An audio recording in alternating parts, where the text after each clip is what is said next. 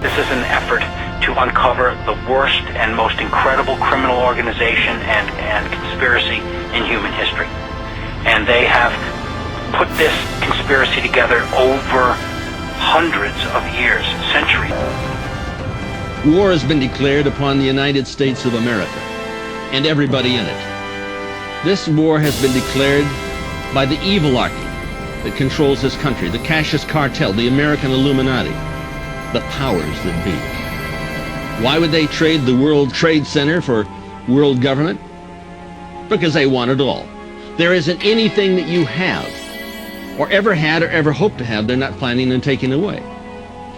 They plan to kill you, control you, or incarcerate you. And it's soon, because the people don't have a foggy idea, not the foggiest about what's really going down. What's going down is this country. A lot of people have trouble with the word conspiracy. They don't think that conspiracies exist. They don't think that people are rational and believe that conspiracies may exist today. And they think that we're conspiracy theorists or something like that if we talk about conspiracy. No, I feel kind of sorry for these people because that tells me that they've never read a history book. Because history is replete with conspiracies. In fact, when you think about it, there's not any major event in history that has occurred without at least one, in many cases, multiple conspiracies bringing these forces to the front.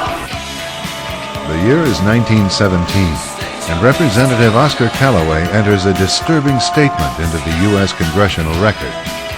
The statement reveals why J.P. Morgan interests hired 12 high-ranking news managers. The 12 were asked to determine the most influential newspapers in America. They were to figure out how many news organizations it would take to control generally the policy of the daily press of the United States. You had better wake up and understand that there are people who are guiding your life and you don't even know it. First of all, they say that you are the secret ruler of the world. What is your response to that? Well, in the first place, you're not the first person who raised this issue.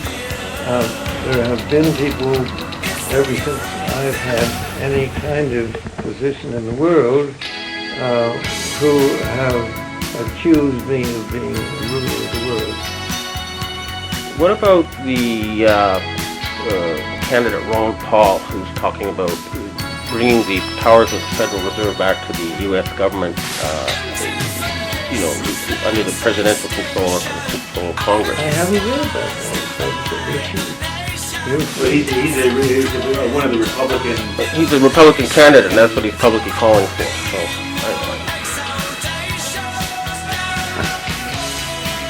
I would not look upon that as one of the great issues that needs to be addressed at this time. Who does own the Federal Reserve Bank? Numerous private banking companies, such as the Rothschild Bank of London, Warburg Bank of Hamburg, Rothschild Bank of Berlin, and Lazard Brothers of Paris, just to name a few.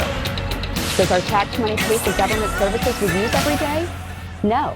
100% of individual income tax revenue goes to the Federal Reserve Bank to pay interest only on the federal debt. Not one nickel is spent on government services. You're going to find the rates against the White House and against the Senate, in particular, is going to escalate beyond anything you want to believe.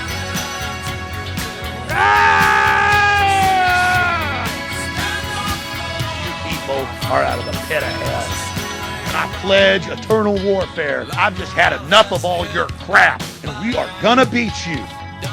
We're gonna win this thing. Humankind is too good. We're not a bunch of underachievers. We're gonna stand up, and we're gonna be human beings. We're gonna get fired up about the real things, the things that matter. And so this transition is perhaps the most important transition of all time. Some people don't want it. They fear this transition. These are the terrorists. In their gut, they fear this because they know they are witnessing the birth pangs of the beginning of a new planetary civilization, and the terrorists want nothing to do with it. But it's all designed to bring us into a global society, this new world order that Bush Sr. talked about. It's also a brave new world type of system, but first we must go through the Orwellian phase of it with the big boots stamping on the face. Now, I'm paranoid. I'm going to admit to you right up front. But let me tell you what the real meaning of the word paranoid is. It is a man or a person who has the ability to link events that seemingly are not connected. That is the true meaning of paranoia. And when you do that, you begin to arrive at the truth. We're talking about the big enemy. The big enemy. I will assure you Bin Laden is not the enemy. Let me show you what the enemy really is.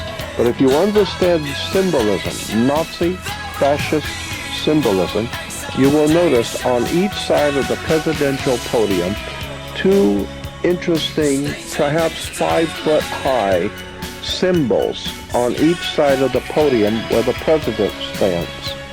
This is what is referred to as a fasci, a bundle of sticks with a hatchet head. Now, what is the importance of a fasci?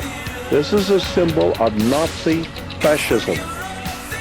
The stuff that so many good Americans went to war in Second World War to defend the free countries of the world against Nazis and fascists. And why is the symbol of Nazism, fascism, on the presidential podium where the president stands to give his State of the Union address? We see Roman fascis, the symbol of international fascism. So when you hear the word New World Order, understand it is a Nazi, National Socialist, Nazi movement.